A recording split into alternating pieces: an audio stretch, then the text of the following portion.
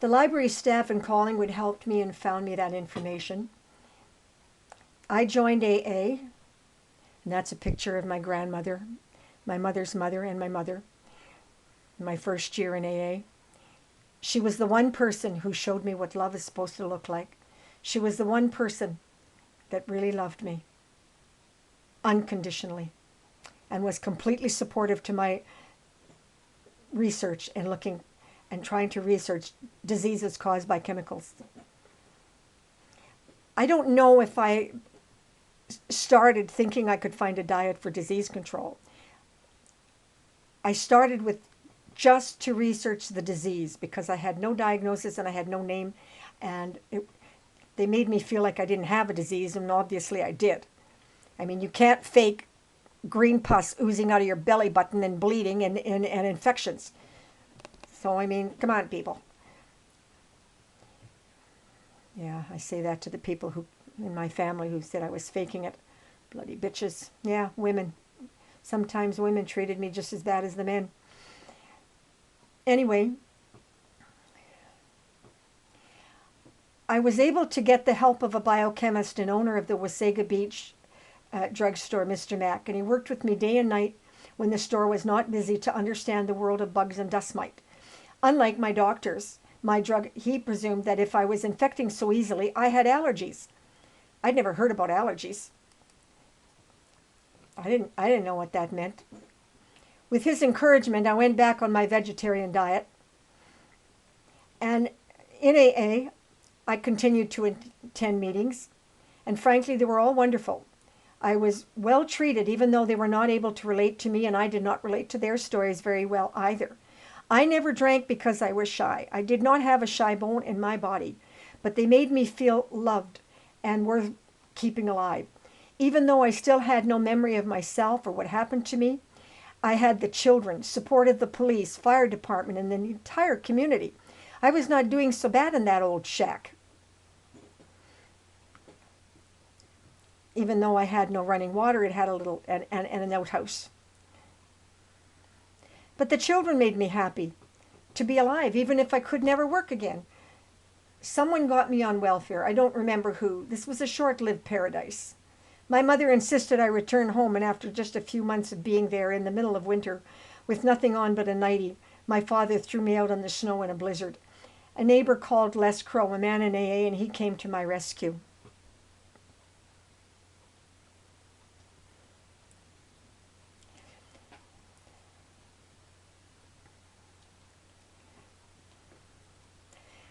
Les really turned himself inside out and backwards to try and get me well. He took me dancing, and even if I couldn't dance, he would just stand me up and make me shuffle.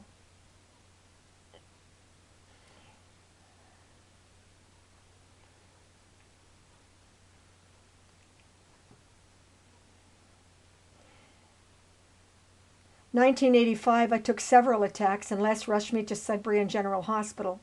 While in the emergency department, I have a vivid memory of a young, handsome Dr. Bodra giving me Benadryl, but warning it was not a cure and do not take it on a regular basis. He even put that on my chart. He told me I was chemically hypersensitive and drugs would have an adverse effect on someone like me. I was too ill to grasp what he meant fully, but I was curious after all these years of no diagnosis. How did he know that? And he said, I read a lot of American medical journals. At the time, that meant nothing to me. My brain was in too deep a fog. But I believe he planted a seed into my subconscious, and I thought I would try researching medical journals too one day.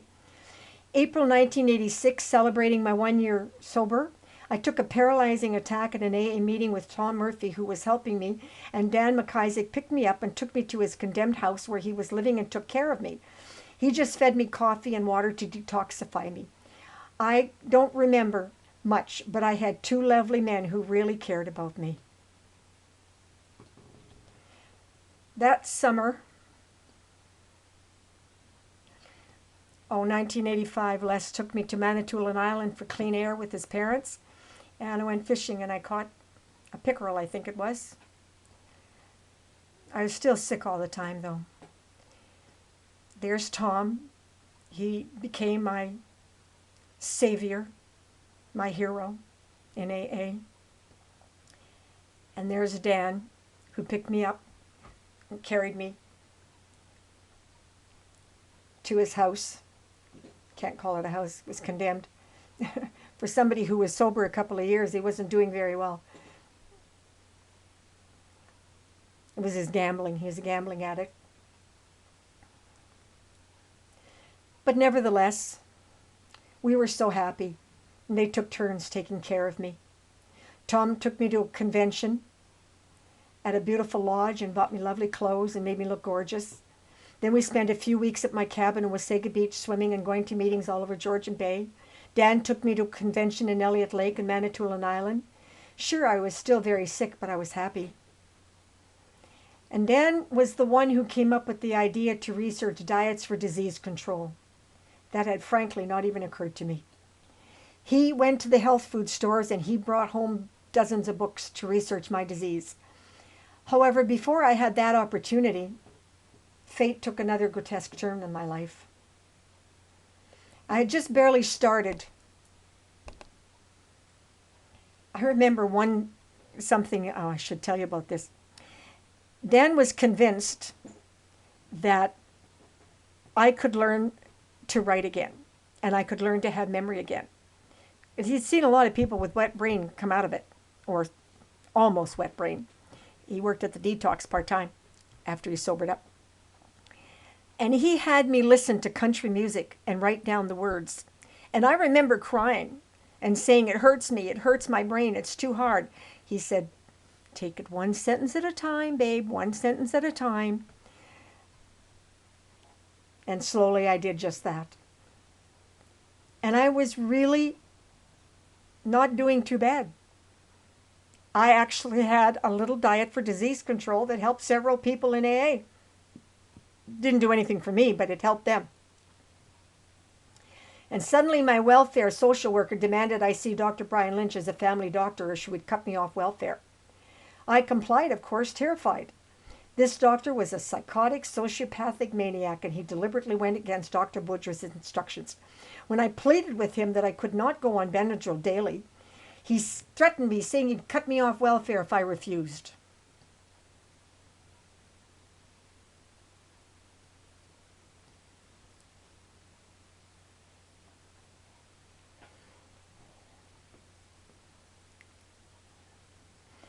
After 2 months of being overdosed on Benadryl, I went into toxic shock syndrome with Benadryl, which I was now addicted to and could not get off. When I tried, I began to choke. Tom was trained in the mines for emergency care and managed to keep me breathing, massaging my throat. He called my mother, who called Dr. Lynch, and he said he had an environmentally safe room for me. He lied. All I remember is Tom being very angry that my mother was still listening to the same man who drugged me. She wheeled me into the hospital, parked me there in the lobby, and left me there. Another doctor, following Lynch's instructions, illegally incarcerated me into the mental ward to make sure I died, and he had my spring water removed from me. Dan had discovered I was allergic to chlorine and tap water, watching me take attacks if I drank it, and he had me on spring water. Lynch knew that without my water I'd go into cardiac arrest, and there would be no evidence of what he had done to me. And he was taking me cold turkey off the Benadryl, and that in itself would cause me to die. Yes, October 1986, Sudbury, Ontario General Hospital. The nurses, all except for one, were extremely callous and cruel, refusing to look up my records or report to Dr. Boudra. I was here. I lay there in the dark, choking, and that one nurse snuck into my room, my spring water.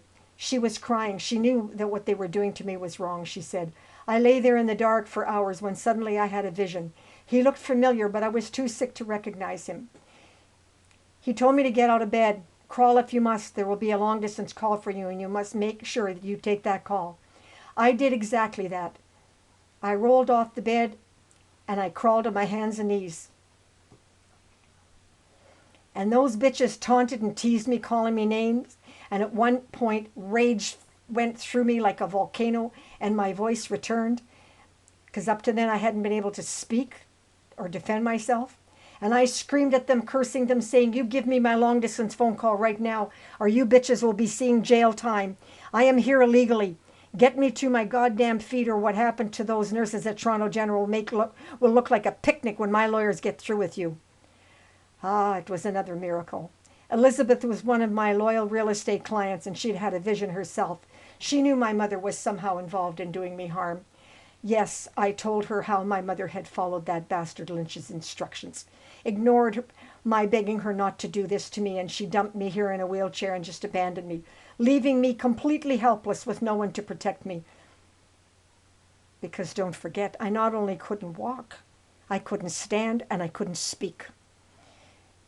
She sent Tom home saying I'd be fine. Elizabeth told me she knew that and asked me to calm down and stop screaming, that would not help me, she said. So I shut up.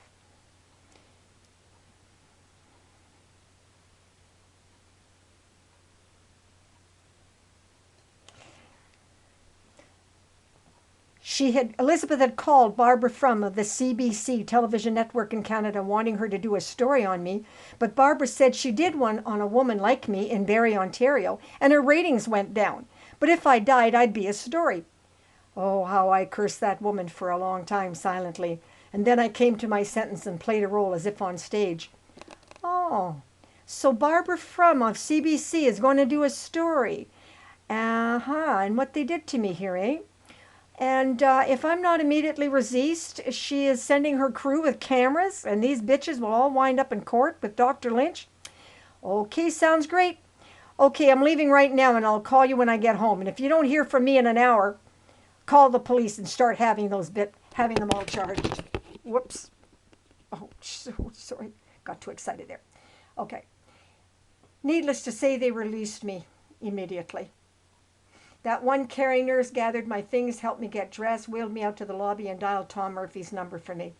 He answered immediately, said he knew it. He knew it all along they were going to kill me. And he was cursing my mother. He picked me up and he drove me straight to Wasaga Beach to get me as far away from Sudbury as possible.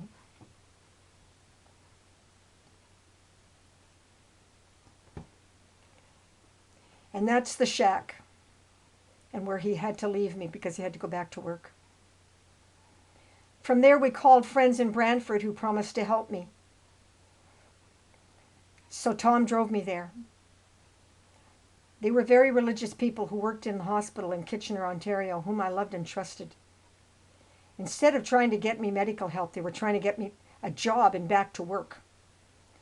Tom had already left. I was dumbfounded at how stupid they could be. I can't even write. I can't walk. I can't read. How in hell am I supposed to work in this condition? We'll talk about it in the morning, he said. Time to go to bed as he helped me shuffle to stairs that led to the attic, and I wondered what in hell is going on. Slowly, in absolute agony, I crawled up those stairs on my hands and knees, and the children helped me to bed.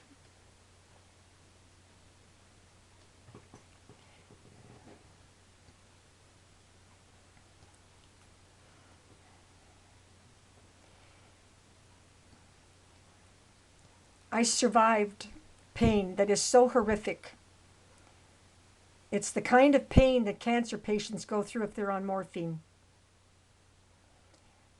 A friend in the military took this picture. He wanted to document my agony. That was the Wilson gas mask that Tom had left me from the mines. It was rubber and it was toxic and it wasn't good, but it was better than nothing because I couldn't breathe.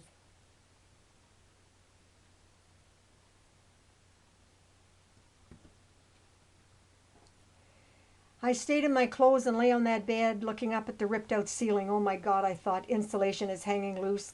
That is so toxic and it'll cause cancer to their children. And then I saw worse. The roof was full of mold. Quickly I realized if I stayed here, I'm going to die. I knew I had to get out and phone Tom to come back and get me, but he had just left. He would not yet be home. I began to weep, waiting to die, when another vision came towards me from the roof, slowly saying, "Trudy, it's me, Bob. I love you. Get up. You must get up. You cannot die. You have work to do. You must save these children. They are being poisoned." I whispered, not wanting to wake the children, "Bob, is that you?" "Yes, it's me. Now get up." You have to help me. I can't move." "I can't do that. You have to do it yourself. I will stay with you, but you can do it." Bob Temple was my fiancé that had been killed by that drunk driver October 29th, 1960. Yes, that afternoon he had picked me up on his motorcycle and driven me to Moonlight Beach, to our special place for picnics. He'd sat me down on a small hill overlooking the water, and he told me why we could not be married, that he was going to die soon. But he explained that I had to research my disease. He went on to warn me about my mother and Sudbury. And he pointed out that I could handle my father because he was so violent, I could see that coming, but that my mother would always do me the most harm. He said, "She is sick. She is not sane, but you won't be able to recognize it because you've always taken care of her. She's never been your mother. She's always been your child." And he went on to tell me a horror story of my life to come, all of which I sat frozen listening to, my life like it was going to be in a state of shock. The last thing he said was that my research into my disease would save millions of children 200 years from now, as they will be born like me. And that night we went from friends for the evening, and he whispered, and yes, that night he died.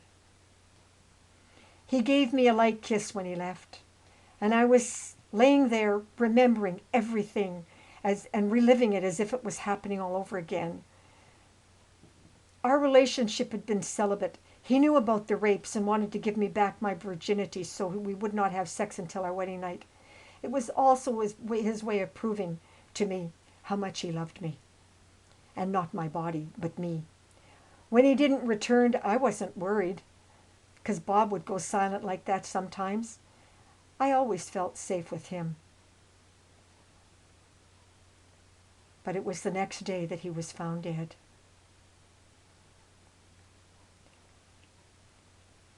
Yes, he had been decapitated. They found his bleeding head several feet away. I think barbed wire fences were common then. I think they're banned now. Truth is, I'd been so traumatized by his death, I never remembered much of what he told me until now, except I knew I was not dreaming, or was I? I could see and hear him. It was real. I begged him to help me, but he said he did not have that kind of power, assuring me I could do it myself. He told me, "You will be okay. I love you. I'm going to lead you to a place where someone will come to help you. He is on his way and he will help you survive. If you don't go, you will die. You are not meant to die now. You must get up. I love you. Roll off the bed and crawl and get out of here.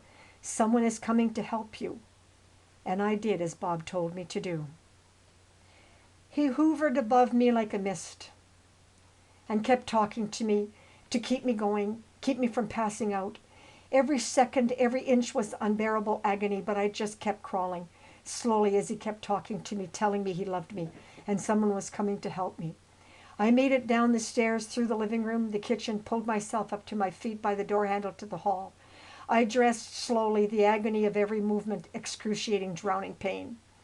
Tom had made sure I'd be warm. I wore my down-filled purple coat, fox hat, muff, and wool mittens. Slowly opening the door and choking back tears, shuffled my way outside. Once I hit the cold October chilly air, it felt lovely, as the wind whipped around my cheeks, as if loving caresses were from Bob. He stayed with me every agonizing step of the way. Slowly I shuffled, choking, coughing, and then stopping so I could breathe. My heart beat pounding in my head like a drum. Bob kept me calm by just saying he loved me and someone was coming to help me. When I saw the sign of a Tim Hortons donut shop, he said, "There, that is where you must go. It is not far now." Perhaps it was about 3 blocks away. Don't know for sure, but it felt like 100 miles of agonizing pain. Every step was like carrying 1,000 pounds on my back. Once I got to the door, it was too heavy. I could not open it, asking Bob to help. Again he repeated what he had told me over and over, that he didn't have that kind of power. He told me, "You have to scream for help," which I did, and then he slowly vanished into the night's dark sky. How long did I wait? I don't know, except to say some time later a very tall policeman came in and asked,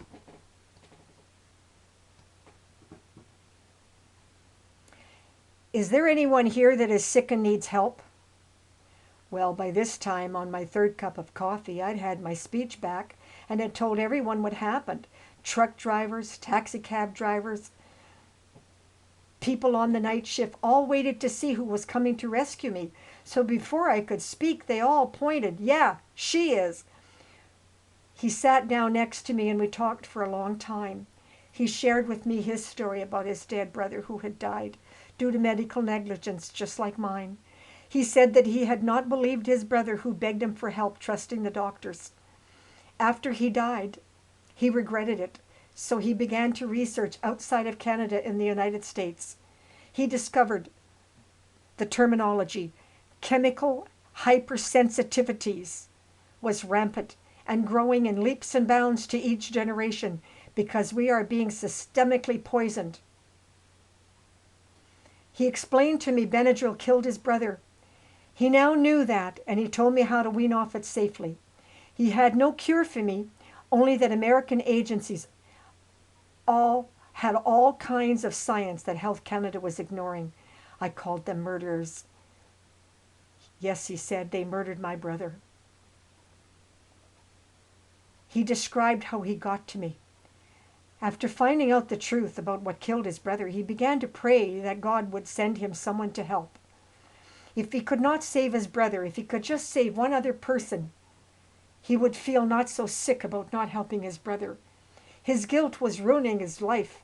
He was on duty driving his car in Mississauga when his brother came to him in a similar vision as mine.